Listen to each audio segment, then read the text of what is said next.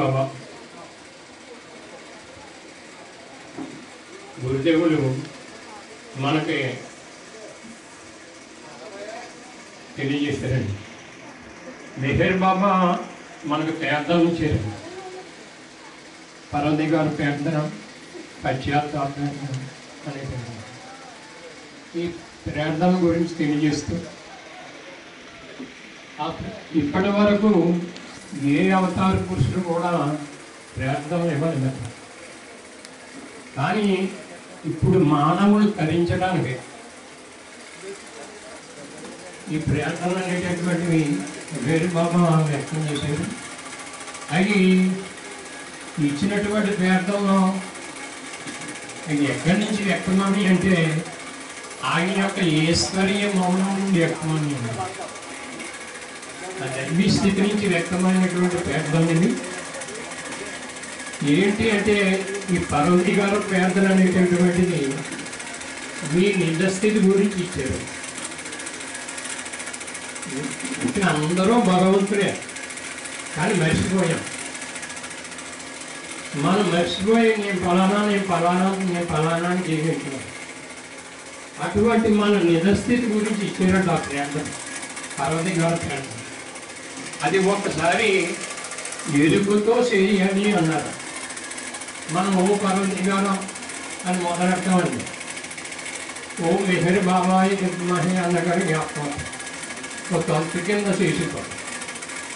అలా కాకుండా అందరూ ఏమి చెప్పారు అన్నది ఎరుపుతో చేయమన్నారు.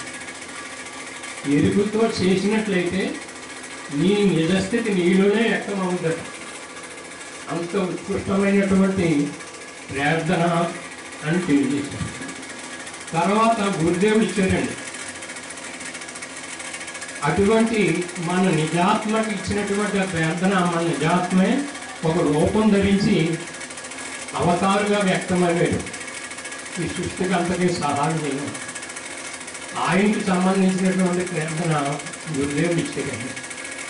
ప్రభు మెహర్ బాబా అని దాంట్లో లాస్ట్ని తెలియజేస్తారు. నన్ను నిజాత్మగా వ్యక్తం చేయ ప్రభువుని. మన నిజస్థితిని మనం మర్చిపోయినాం. అది ఈ ప్రార్థన ద్వారా మనకు గుర్తు పెట్టుకుని ఉన్నప్పుడు మన నిజాత్మే అవతారంగా వ్యక్తమైంది. అందుకే మెహర్ బాబాను నిజాత్మగా స్వీకరించమంటారు. కేవలం ఆ రూపమే మెహర్ బాబా కాదు, నా నిజస్థితే భగవంతుడు ఆ మెహర్ బాబా అనేటటువంటి భావనతో ఆయన్ని స్వీకరించమంటారు. తర్వాత అటువంటి అవతార పురుషుడు శరీరం విసిపెట్టి ఆ చైతన్యం సద్గురువుగా ఆయన సృష్టికి సహాయం చేస్తారు కదా, సద్గురు ప్రార్థన ఇచ్చారండి. తర్వాత అటువంటి భగవంతుని స్థితిని మనం పొందటానికి ఏది అడ్డుగా ఉందంటే మనస్సు అడ్డుగా ఉంది. ఆ మనస్సు చేసేటటువంటి ఈ ఆలోచనలు, ఉత్కృష్టమైన ఆలోచనలు, ఇదే భగవంతుని మనల్ని పొందకుండా చేస్తున్నాం. దాని గురించి ఈ పశ్చాత్తాప ప్రార్థన అనేటటువంటిది ఇచ్చారు. ఈ పశ్చాత్తాప ప్రార్థన మనం చేసేటప్పుడు ప్రతీదీ మన ఎరుకలో ఉండాలట. చేయకూడదు చేసిన అన్ని గట్ట మనం చదువుతూ ఉంటాం. అవన్నీ ఎరుకలో ఉండాలి. మనం జీవించేటప్పుడు అవి వ్యక్తికి రావాలట. అప్పుడు మనం ఆ ప్రార్థన చేసినటువంటి వాళ్ళు అవుతున్నాం. పరనిందలు, పరోక్ష నిందలు ఇవన్నీ చెప్తున్నారు కదండి. ఇవన్నీ కూడా ఎవరినన్నా పరులని మనం నిందించేటప్పుడు మనం పశ్చాత్తాప ప్రార్థన చేస్తూ పశ్చాత్తాపడుతున్నాం మెహర్ బాబా దగ్గర. మరి ఎందుకు చేస్తున్నామని మనకి ఆ స్మరణ రావాలన్నమాట. అని చేత ఆ ప్రార్థన ఎరుకుతో చేయమన్నారు. మెహర్ బాబా వారు కూడా తన మండల సభ్యులతో కలిసి చేసేవారట ప్రార్థన. ఎందుకంటే అవతార స్థితికి సద్గురు స్థితి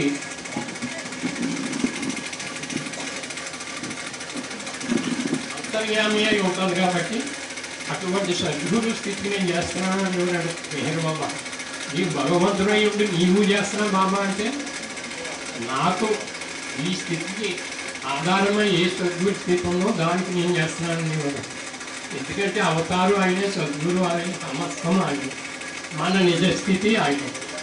అంచేత ఈ ప్రార్థనలో అందరూ కూడా తప్పనిసరిగా చేయాలన్నారు. నువ్వు ఏ ధ్యానం చేసినా చేయలేకపోయినా చేయవలసినటువంటి రీతిలో మీ ప్రార్థనలు మీరు చేసినట్లయితే మీ నిజగమ్యం చేస్తాయని గుర్తింపు తెలియజేశారు. అంచేత బాబా ప్రేమికులైనటువంటి వాళ్ళు అందరూ ఈ ప్రార్థన చేయాలి. ఈ ప్రార్థన చేయకుండా నేను బాబా ప్రేమికుని అని చెప్పుకునే అర్హత లేదట. కనీసం రోజుకి ఒక్కసారన్నా ఈ ప్రార్థన చేయమన్నారు. అలాగే మనకి ఇప్పుడు ఈ డివైన్ థీమ్ గురించి తెలియజేశారండి. అలాగే ధ్యానం కూడా సాయంత్రం పొద్దున్న 1 గంట లేకపోతే అరగంట అలాగా 2 పూటలు చేయమన్నారు. అలాగే 9 గంటల నుంచి 9:15 వరకు మౌనాన్ని పాటించాలి. ఈ మౌనం ద్వారా మీకు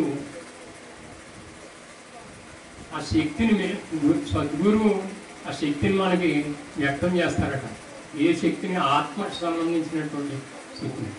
అంత అంటే మనం ఆత్మగా జీవించేటటువంటి ఆ శక్తిని ఆ మౌనంలోనే ప్రసాదిస్తారట మనకి. చేత అది కూడా తప్పని చేయకండి. అలాగే నిద్రపోయేటప్పుడు బాబా నామంతో నిద్రపోవాలి. ఈ గురుదేవుడు మనకి ఇచ్చినటువంటి, మనం గురుదేవుని విశ్వసించినప్పుడు సద్గురువుని మీరు ఎలాగ విశ్వసించాలి అనే దాని గురించి గురుదేవుని తెలియజేస్తూ, ఆయన కేవలం ఈ రూపానికి పరిమితులు కాదు, మొత్తం నా సద్గురుదేవుడు ఈ విశ్వమంతా నిండి ఉన్నాడు, అలాగే నాలో ఉన్నాడు అనేటటువంటి భావనతో ఆయన విశ్వసించాలి. అలా విశ్వసించినప్పుడు అటువంటి స్థితికి మనం తీసుకెళ్తారంట ఆయన. భగవంతుని ఆ రీతిగా సమస్తములోని భగవంతుడు ఉన్నాడు అనేటటువంటి భావన ఈ డివైన్ థీమ్ అంతా ఇంటికి ఇచ్చారంటండి. ప్రతి రాత్రిలోనే ఆయనే ఉన్నాడు, లోహాల్లోనే ఆయనే ఉన్నాడు, క్రిమికీటకాల్లోనే ఆయనే ఉన్నాడు. అన్నిటికీ ఆధారమై దైవ చైతన్యం ఉన్నది అనేది మనం నరాల్లోనే జీవించుకోవాలంటుంది. అప్పుడు అందరినీ ప్రేమించగలుగుతాం. అప్పుడు బాబాను ప్రేమించడం అంటే అదే అన్నారు. అంటే ఏదో ఆయన రూపాన్ని ప్రేమించడం కాదు, బాబాను ప్రేమించడం అండి. అందరిలోనే ఆయన ఉన్నాడు అనేటటువంటిది మనం నరాల్లోనే జీవించుకోవాలంట. అందుకు ఆ ధ్యానం ఇచ్చారు మనం, అందుకు ఈ ప్రార్థనలు ఇచ్చారు. ఇవి చేసినప్పుడే మనం మన నిజస్థితిని పొందగలమండి. అంతే తప్ప ఏదో మాటల ద్వారా మనం ఏదో ఎక్కడ ఏం జరిగినా వెళ్ళిపోతాం, ఏదో ఆ కార్యక్రమాలు చూసి వచ్చేస్తాం. మనం పాటించినప్పుడు ఏంటి సుఖం? ఏదో మెహరాబాద్లో ఒక బాబా ఉన్నారని, మెండపేటలో ఒక బాబా ఉన్నారని గురుదేవులు చెప్పారు. పువ్వుల్లో ఒక బాబా ఉన్నారని అలాగే తిరుగుతూనే జరిపోతే మీ జీవితం కొంత టైం అయిపోతుంది. అంచేత మీరు వీటిని జాగ్రత్తగా ఆచరించండి మీ జీవితంలో. అప్పుడే మీ జీవితాలు శీర్షార్థం అవుతాయి. ఇటువంటి అవకాశం మళ్ళీ మీకు ఎప్పుడు దొరకతున్నారు. ఎందుకంటే యుగావతారిని పట్టుకున్నారు, సజీవుడైనటువంటి సద్గురువుని పట్టుకున్నారు. ఈ సృష్టిలో ఇంతటి అజక్షమంతులు ఎవరూ ఉండరని తెలియజేశారు గురువు. అటువంటి అప్పుడు కూడా మీరు ఈ అవకాశాన్ని జారం వేసుకున్నారంటే మరలా ఇటువంటి అవకాశం మీకు రాదు. చేత తప్పనిసరిగా ఆయన పాటించి ఇవన్నీ కూడా ఆయన యొక్క ఆ భగవంతుని యొక్క స్థితిలో ఐక్యం అవటానికి ప్రయత్నం చేయండి అని తెలియజేస్తాం. అందుకే లాస్ట్ మనం హారతి ఇస్తామండి. అంటే భగవంతుని పొందటానికి ఏది అంటే మనస్సు. ఈ మనస్సును హారతిగా స్వీకరించు అని మనం హారతి కార్యక్రమం ఇస్తాం. ఏంటి మనసు? ఈ జన్మలుగా ఉన్నటువంటి ఈ చిత్తంలో చేరుకున్నటువంటి సంస్కారాలన్నీ కూడా ఈ మనం హారతి వెలిగిస్తామని ఆతకపూర్వంగా దాన్ని ప్రతీకగా పెట్టారన్నమాట. ఇప్పుడు మనం ఏది వెలిగించినప్పటికీ దానికి సంబంధించినటువంటిది ఏదో రూపం ఉంటుంది. హారతి మాత్రం మనం చూస్తుండగా హరించిపోద్ది, ఇంకేమీ ఉండదండి. అలాగే మన మనస్సు లేనిది అయిపోయినప్పుడు అహం ఉన్నది ఆయనే అనేటటువంటి భావనతో హారతి ఇమ్మన్నారు. హారతి ఇచ్చేటటువంటి వ్యక్తి కూడా ఇది నేను హారతి ఇస్తున్నాను, ఎలాగా నేను ఇంత అందంగా ఇస్తున్నాను అనేటటువంటి భావన కాకుండా నాలో ఉండి అందరిలో ఉండి ఉన్నటువంటి ఆ దైవం నాలో ఉండి ఆయనకి ఆయనే హారతి ఇచ్చుకుంటున్నారు అనేటటువంటి భావన. అలాగే మనం ప్రార్థన చేసేటప్పుడు నాలో ఉండి ఆయనకి ఆయనే ప్రార్థన చేసుకుంటున్నారు. మనం సంకీర్తన చేసేటప్పుడు నాలో ఉండి ఆయనే కీర్తింపలు చేసుకుంటున్నారు. ఇక్కడ 4 మాటలు చెప్పేటప్పుడు నాలో ఉండి అందరిలో ఉండి ఆయనే వింటున్నారు. ఈ భావన ఉంటేనే తప్ప మన ఈ అహంకారం వదలదండి. ఇంకా నేను గొప్పని ఎవరన్నా చూడండి, ఎంత బాగా ప్రేమికులైనప్పటికీ చిన్న మాట అంటే సారం మనం నేర్చుకోండి. అంచేత ఈ అవగాహనతో జీవించడానికి మనం ప్రయత్నించాలి. జై బాబా. జై బాబా. రుద్రరావు గారు ఈ ప్రార్థనలో ఉన్నటువంటి రహస్యాన్ని మన అనుభవానికి ఎలా తెచ్చుకోవాలో సాక్షాత్తు మెహర్ బాబాయే ఈ ప్రార్థన 2 ఇచ్చారు. పశ్చాత్తాప ప్రార్థన నీ సంస్కారాలను గుర్తించి ఆయనకు అర్పించబడ్డానికి నేను పశ్చాత్తాపడుతున్నాను ప్రభు అని ప్రతి సంఘటనలో 11 మాత్రమే చెప్పారు కదా. ఆ విధంగా మనం పశ్చాత్తాపడినప్పుడు కానీ అంతఃకరణ శుద్ధి అవుతుంది ఆయన అనుగ్రహంతో. లోపల ఉన్నటువంటి దివ్య తేజస్సు ఏ అయితే ఆత్మస్వరూపమై ఉన్నదో అంతర్యామిగా అది జాగృతం అవుతుంది. పర్వతి గారి ప్రార్థన జాగృతం అయినప్పుడు అనంత శక్తి జ్ఞానానందాలు నీలో అంతర్నీతమై ఉన్నాయి, అవన్నీ ఎరుకుతూ నువ్వు అనుభవించగలుగుతావు అనేటువంటి ఆ అవగాహన కొరకు మెహర్ బాబా మనకు అందించారు. ఆ ప్రార్థనలు చాలా చాలా చాలా ఎంతంటే వేదముల సారం అంతా కూడా ఆ ప్రార్థనలో ఇమర్చబడి ఉన్నది. అదేవిధంగా మనం ఇంకో చిన్న మాట చెప్పుకుందాం.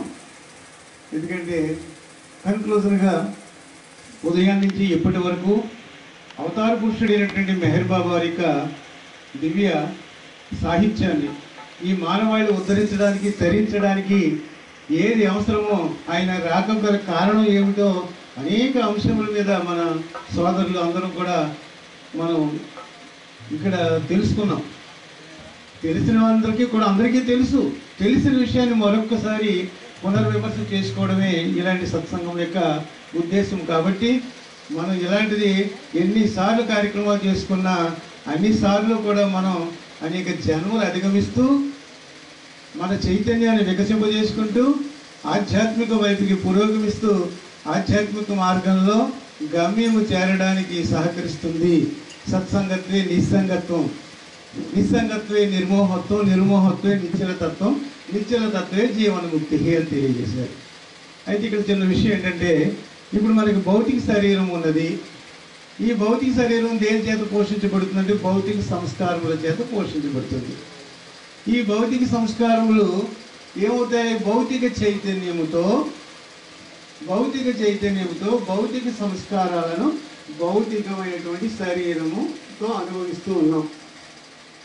ఎప్పుడైతే ఈ సంస్కారములు ఇలాంటి అవగాహన ద్వారా ఈ సంస్కారములు పలచబడినప్పుడు అది సూక్ష్మత్వాన్ని పొంది సూక్ష్మ సంస్కారములుగా వ్యక్తం అవుతాయి. సూక్ష్మ సంస్కారాలుగా వ్యక్తమైనప్పుడు భౌతిక సంస్కారములు క్రమక్రమంగా లుప్తమైపోయి సూక్ష్మ సంస్కారములుగా వ్యక్తమై సూక్ష్మ చైతన్యంతో సూక్ష్మ శరీరంతో సూక్ష్మ చైతన్యాన్ని అనుభవింపజేస్తుంది. ఈ సూక్ష్మ శరీరము కూడా క్రమక్రమంగా పలచబడినప్పుడు మరి కాస్త అవి మానసిక సంస్కారములుగా వ్యక్తమై మానసిక శరీరము ద్వారా మానసిక చైతన్యం ద్వారా మానసిక శరీరంతో అనుభవింపబడుతూ ఉంటుంది. మానసిక సంస్కారములు కూడా క్రమక్రమంగా రహితమైనప్పుడు అతి పలచగా ఉన్నటువంటి సంస్కారములు లుప్తం అయిపోయినప్పుడు ఇక ఈ మానసిక శరీరము ఏమవుతుంది? మానసిక సంస్కారములు లేని కారణంగా అది రహితం అవుతుంది. మానసిక శరీరము రహితం అవుతుంది. ఆ శరీరాన్ని అనుభవం చేసే మానసిక చైతన్యము రహితం అయిపోతుంది. దాన్ని ఏమన్నారంటే నిర్వాణము అన్నారు. ఆ స్థితికి మనం ఎప్పుడైతే వెళ్ళామో భౌతిక చైతన్యము సూక్ష్మ చైతన్యంలో లుప్తం అవుతుంది. సూక్ష్మ శరీరము మానసిక శరీరంలో లుప్తం అవుతుంది. మానసిక చైతన్యము ఏమవుతుంది? దైవీ చైతన్యంలో లుప్తం అయిపోతుంది. దైవీ చైతన్యం అంటే అక్కడ నిర్వాణానుభవం ఎప్పుడైతే వచ్చేసిందో ఈ మూడు చైతన్యములు అంటే ఒకే చైతన్యము మూడు విధములుగా వ్యక్తమై మన చేత జీవింపజేస్తుంది. అందుకని భౌతిక చైతన్యంలో జీవించే వాళ్ళు ఉన్నారు, సూక్ష్మ చైతన్యంతో జీవించే వాళ్ళు ఉన్నారు, మానసిక చైతన్యంతో జీవించే వాళ్ళు ఉన్నారు. అదేవిధంగా ఈ మూడు చైతన్యములను ఓం బిందువులోంచి వచ్చిన కారణంగా నారాయణ గారు స్పష్టంగా తెలియజేశారు. ఒకే చైతన్యము ఏ చైతన్యం అయితే వ్యక్తమయ్యిందో ఓం బిందువు ద్వారా మూడు ముఖములుగా పనిచేస్తూ ఆ మూడు ముఖములతోటి అంతర్ముఖం అయినప్పుడు ఉన్నది ఒకే చైతన్యము. ఆ చైతన్యమే నిర్వాణ అనుభవంలో ఏ సంస్కారంలో మిగలలేనప్పుడు మహా చైతన్యంగా వ్యక్తమై ఏ చైతన్యం అయితే ఆదిలో కోహం అనే ప్రశ్నతో ప్రారంభమైందో అదే చైతన్యము సోహం అనుభవాన్ని మీకు అక్కడ అందించేస్తుంది అని తెలియజేశారు. దాన్ని ఏమంటారంటే ఇప్పుడు దాకా ప్రయాణం చేసిందంతా తత్వమసి, అదే నేను అనుకుంటూ ప్రయాణం చేశాం. ఎప్పుడైతే నిర్వాణ అనుభవం దగ్గరికి వచ్చేసామో ఏది నేనై ఉన్నానో ఉన్నదదే. అంచేత నేనై ఉన్నాను చెప్పడానికి కూడా అక్కడ వీలు లేదు. అందుచేత అహం బ్రహ్మాస్మి అనేటువంటి దివ్యానుభవంలో జాగృతం అవుతాం. అది ఇక్కడ చెప్పేది కాదు, అది అనుభవైక వేద్యమైనటువంటిది. అహం బ్రహ్మాస్మి ఉన్నదే నేను అంటే ఏకం. అక్కడ ఉన్నది నేను అన్నప్పుడు ఇంకా రెండు లేనటువంటి ఏకత్వ స్థితి అక్కడ. అందుచేత ఆ స్థితిలో మనం జాగృతం అవుతాము. అది కూడా పరిపూర్ణం కాదన్నారు గురుదేవుడు. ఏది పరిపూర్ణమో ఆ స్థితితో మళ్ళీ భౌతిక శరీరాన్ని, సూక్ష్మ శరీరాన్ని, మానసిక శరీరాన్ని అంటే ఇక్కడ ఒక్కొక్కటి ఎలా కనెక్ట్ చేశారంటే సమయం లేదు కాబట్టి ఎక్కువ అనాలిసిస్ చేసుకోవడానికి అవకాశం ఉండదు. ఎందుకంటే సంక్షిప్తంగా మనం చెప్పుకోవడానికి మూడు మొక్కలు చెప్పడానికి మనం ఇక్కడ ఏంటంటే అప్పుడు లేని మనస్సు ఇది కాదని విడిచిపెట్టేసినటువంటి మనస్సుతో ఆ ఆత్మ ఎరుకతో ఎప్పుడైతే ఆ మనసులో ప్రవేశించిందో ఆ మనసు విశ్వ మనసుగా నీ చేత అనుభవింపజేస్తూ ఉంటుంది. లేని ప్రాణంలో ప్రవేశించేటప్పటికి దేవుడు మనసులో ప్రవేశించేది ప్రజ్ఞగా వ్యక్తం అవుతుంది. మనసు స్థానంలో ప్రజ్ఞ వ్యక్తం అవుతుంది. ప్రాణంలో ప్రవేశించేటప్పటికి ఇప్పుడు నీది పరిమితమైన ప్రాణము, భగవంతుడే అందులో ప్రవేశించినప్పుడు విశ్వ ప్రాణంగా అందుచేత ఆ విధంగా ఈ చేత అనుభవం చేస్తుంది. ఈ శరీరంలో ప్రవేశించేటప్పటికి పరిమితమైనటువంటి ఒడ్డు పొడిగి కలిగిన నీ శరీరంలో భగవంతుడు ఎరుకతో ప్రవేశించేటప్పటికి ఈ శరీరము పరిమితమైనది కాదు, విరాట్ శరీరం, ఇది విశ్వ శరీరం. ఈ అనంత సృష్టి నీవే ఉన్నావు అనేటువంటి ఆ ఏకత్వానుభవంలో ప్రవేశించేస్తుంది. రెండు లేని ఏకత్వానుభవాన్ని అక్కడ అనుభవం చేస్తుందని తెలియజేశారు. అంచేత మోక్షం అంటే మనం స్మృతిలో ఉండాలి. ఇప్పటిదాకా మనం విస్మృతిలో ఉన్నాము. విస్మృతి అంటే మర్చిపోయాం. ఎందుకంటే ఎక్కడి నుంచి వచ్చామో మనం మర్చిపోయాం. ఇప్పుడు జ్ఞాపకం చేశారు గురుదేవులు బాబా. ఓహో నేను దేవుణ్ణి అయి ఉన్నాను, ఓహో దేవుణ్ణి అనుకుంటున్నాను, గుర్తు చేసుకుంటున్నాను ఇప్పుడు. కానీ ఆ గుర్తు చేసుకున్న విషయం నిలబడటం లేదు కాబట్టి మన ధ్యానం ద్వారా, అవగాహన ద్వారా, నిరంతర ధ్యాస సర్వకాల సర్వస్థలందు ఆ మరణం ద్వారా నేను భగవంతుడిని అనేటువంటి భావన మన హృదయంలో ఈ మనసులో నిలిపినప్పుడు ఏ మనసు ఈ భౌతిక జీవితాన్ని జీవింపజేస్తుందో అదే మనసు దైవీ జీవితాన్ని జీవించడానికి కూడా ఉపయోగపడుతుంది. మనస్సు నీకు చెడ్డ కార్యాలకి ఉపయోగపడుతుంది, మంచి కార్యాలకి ఉపయోగపడుతుంది. మనసు అనేటువంటిది ఏమన్నారు కదా చెప్పారు కదా, అది ఏమిటంటే ఒక పనిముట్టు. దాన్ని వాడుకోవడం తెలియాలి మనకి. మంచి పనులు వాడితే మంచి మనసు అని, చెడు పనులు వాడితే చెడ్డ మనసు అని అంటూ ఉంటాం. అందుకని ఈ దైవాన్ని కోసం ఉపయోగించుకుంటే అంత దైవాన్ని అనుభవింపజేయడానికి అది అక్కడ దాకా తీసుకెళ్ళి లేనిది అయిపోతుంది. ఎక్కడి వరకు నిర్వహణ దాకా తీసుకెళ్ళి అక్కడ లేనిది అయిపోతుంది ఆ మనసు. అంటే మనసు చెడ్డదేం కాదు, మంచిదే. కానీ మంచిగా వాడుకోవడం మనకు తెలియటం లేదు. ఎందువల్లంటే అజ్ఞానం వల్ల విస్మృతిలో ఉన్నాం. జ్ఞానం తెలుసుకున్నప్పుడు స్మృతి పదంలో మనం వెళ్ళాలి కాబట్టి అందుచేత మనం స్మృతిలో ఉండాలి. ఏమని నేను దేవుణ్ణి అనేటువంటి స్మృతిలో మనం ఉండాలి. అందుచేత ఆ దేవుడు అనేటువంటి అనుభవం పొందడానికి ఈవేళ చాలా అవగాహన మన సోదరులందరూ ఇచ్చి ఉన్నారు కనుక ఆ విధమైనటువంటి జీవితాన్ని జీవించడానికి మనం సంసిద్ధులమై మెహర్ బాబా వారి యొక్క ప్రేమకు పాత్రులమై ఆయన యొక్క దివ్యానుగ్రహాన్ని స్వీకరించడానికి ఇచ్చేసినటువంటి మనందరికీ కూడా ఆయన ఒక దివ్య కానుక మనకి ఇస్తారు. అది ప్రసాద రూపంలో ఆయన దర్శన రూపంలో మనకి అందిస్తున్నారు కనుక ఆ ప్రసాదాన్ని ఆయన యొక్క అనుగ్రహాన్ని స్వీకరించి మన దైనందిన జీవితంలో ఆయన్ని త్రికరణ శుద్ధిగా కాన్స్టెంట్ కంపెనీగా నిలుపుకొని సర్వకాల సర్వస్వం ఎందు ఆయన యొక్క జ్ఞాపకంలో స్ఫూర్తి పదంలో ఉంచుకొని ధన్యులు అవ్వాలని త్రికరణ శుద్ధిగా కోరుకుంటూ ఈ అవకాశాన్ని ఇచ్చినందుకు మన పద్మనాభ రాజు గారికి వారి సతీమణి దేవి గారికి కూడా ఇంతటి ఈ కార్యక్రమానికి సహకరించినందుకు ఏర్పాటు చేసినందుకు మనందరి తరఫున కృతజ్ఞతాభావాలు తెలియజేస్తూ మెహర్ బాబా యొక్క మన హారతి కార్యక్రమాలు మనం ఇప్పుడు చేసుకుని హారతి అంటే చెప్పారు కదా మన మనసులన్నీ ఆయనకు అర్పించేద్దాం. ఆ హారతి రూపంలో ఆయన ప్రేమానుగ్రహాన్ని మనం స్వీకరిద్దాం. దైనందిన జీవితంలో పురోగమించడానికి అవసరంగా ఆయన అనుగ్రహాన్ని స్వీకరించాలని కోరుకుంటూ సంకీర్తన అదే మన హారతి కార్యక్రమానికి ఉపకరించాలని కోరు. జై బాబా. అవతార్ మెహర్ బాబా की जय. जय बाबा.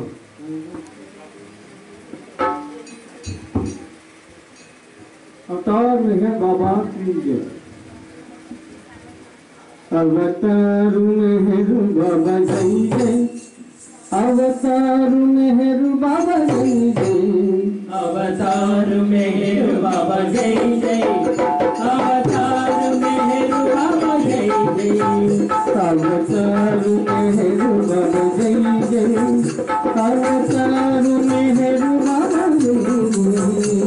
अवतार मेहर बाबा जय जय. अवतार मेहर बाबा जय जय.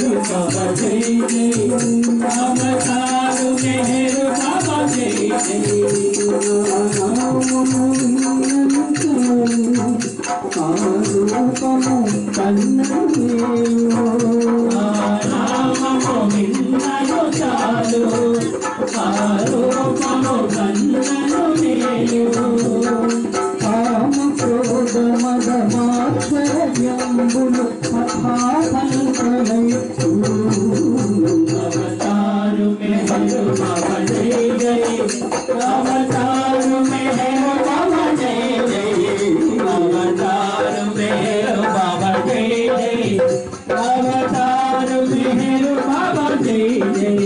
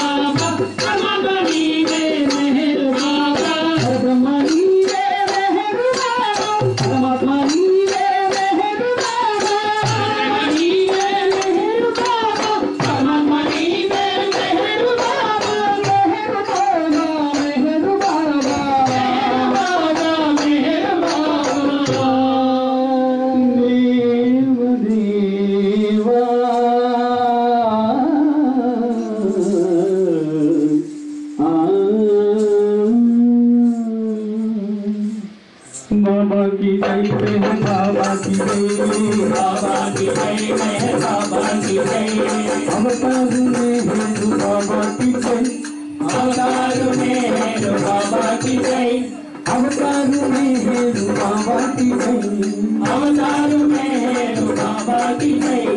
बाबा की जय मेहर बाबा की जय, बाबा की जय मेहर बाबा की जय, बाबा की जय मेहर बाबा की जय, बाबा की जय मेहर बाबा की जय। बाबा बाबा मेहर बाबा, अवतार मेहर बाबा, बाबा बाबा मेहर बाबा, अवतार मेहर बाबा, अवतार मेहर बाबा। परब्रह्म नीरे परमात्मा नीरे, परब्रह्म नीरे परमात्मा नीरे, परब्रह्म परमात्मा परमेश्वरी नीरे, परब्रह्म परमात्मा परमेश्वरी नीरे। बाबा बाबा मेहर बाबा, अवतार मेहर बाबा, बाबा बाबा मेहर बाबा, अवतार मेहर बाबा, अवतार मेहर बाबा। सर्वोन्न गुणनी सर्वेश्वरा, सर्वोन्न गुणनी सर्वेश्वरा, सर्वोन्न गुणनी सर्वेश्वरेश्वरा, सर्वोन्न गुणनी सर्वेश्वरेश्वरा। बाबा बाबा मेहर बाबा, अवतार मेहर बाबा, बाबा बाबा मेहर बाबा, अवतार मेहर बाबा, अवतार मेहर बाबा। ओम परब्रह्म परमात्मा, अवतार मेहर बाबा की जय। ओम परब्रह्म परमात्मा, अवतार मेहर बाबा की जय, अवतार मेहर बाबा की जय, अवतार मेहर बाबा की जय, अवतार मेहर बाबा की जय, अवतार मेहर बाबा की जय। ओम परब्रह्म परमात्मा, अवतार मेहर बाबा की जय।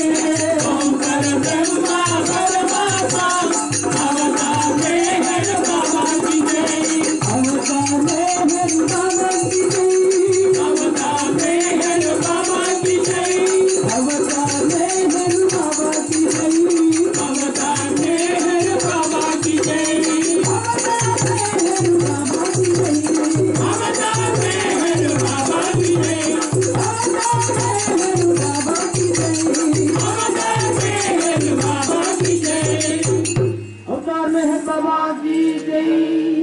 जहाँ कल्पना शब्द न पहुँचे, ऐसे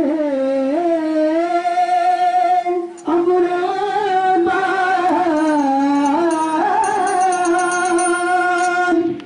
नदी में भी वेद बुगारे, महिमा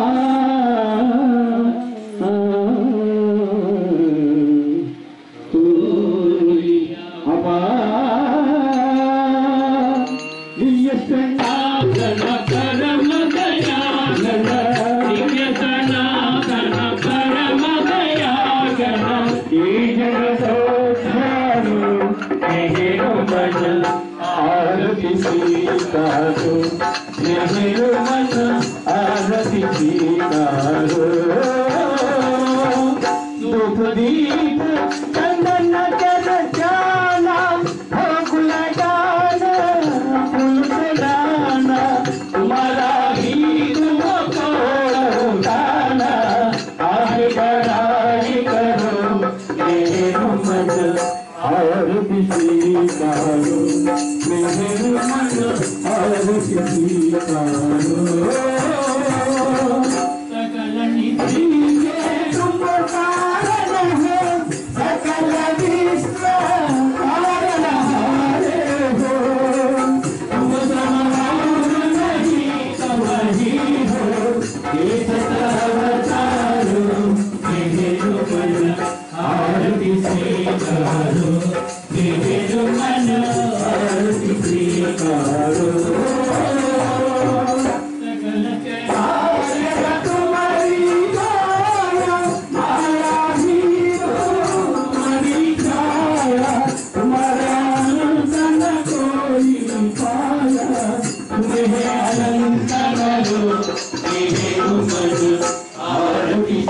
सीतारो मेरे मन आरती सीतारो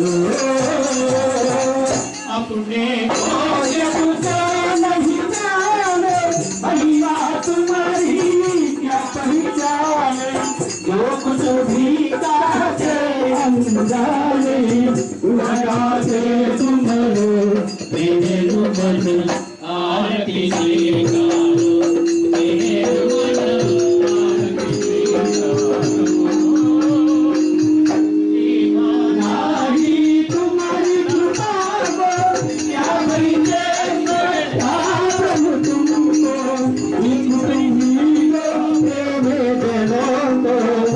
जग में सुमरो मेरे मन आरती सीतारो मेरे मन आरती सीतारो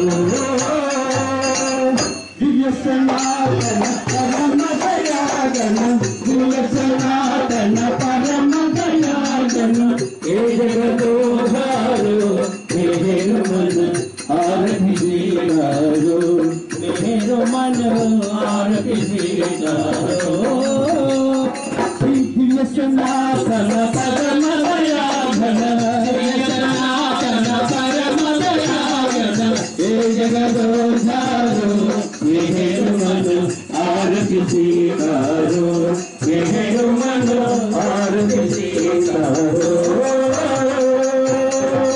जय बाबा जय मेरू बाबा जय बाबा जय मेरू बाबा जय बाबा जय मेरू बाबा जय बाबा जय मेरू बाबा जय बाबा जय मेरू बाबा जय बाबा जय मेरू बाबा अवतार में है बाबा की जय अवतार में है बाबा की जय अवतार में है बाबा की जय मातृश्री मेहर गायत्री देवी समेत सद्गुरु महाराज की जय मातृश्री मेहर गायत्री देवी समेत समर्थ सद्गुरु श्री मेहर चैतन्य महाराज की जय मातृश्री मेहर गायत्री देवी समेत समर्थ सद्गुरु श्री मेहर चैतन्य महाराज की गाते चलो कारण పోయిందమ్మా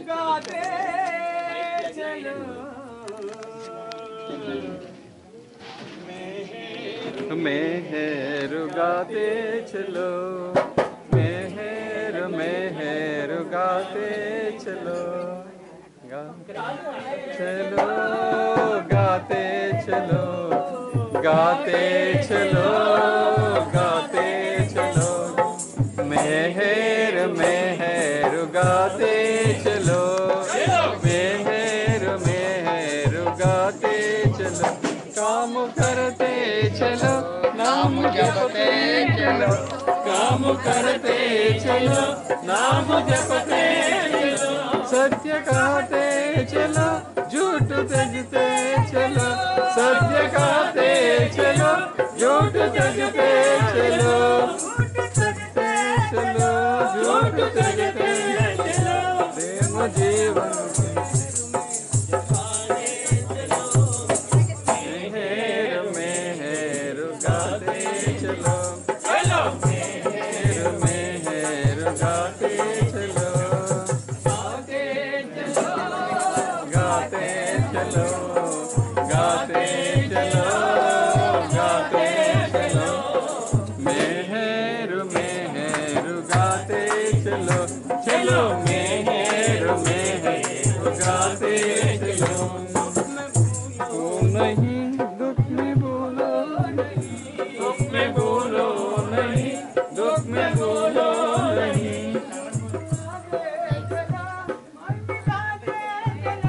मुस्कुराते चलो हंसते गाते चलो हंसते गाते चलो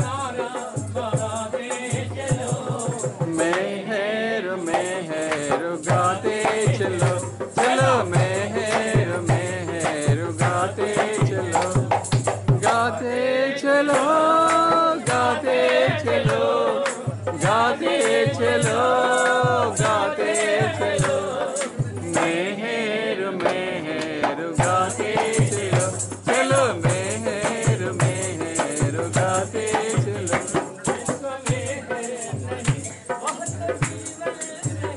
जिसमें है नहीं वो तो जीवन नहीं मैं मिटाते चलो मैं जगाते चलो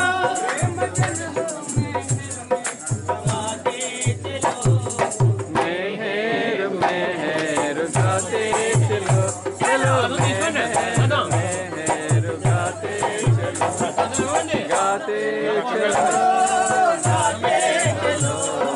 गाते चलो गाते चलो मेहर मेहर गाते चलो चलो मेहर मेहर गाते चलो मेहर मेहर मेहर मेहर मेहर मेहर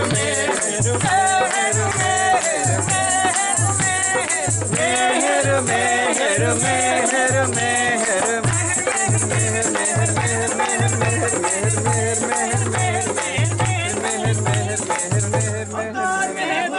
की जय गायत्री देवी समेत समर्थ हरि सार्वभौम श्री महर चेत महाराज की जय।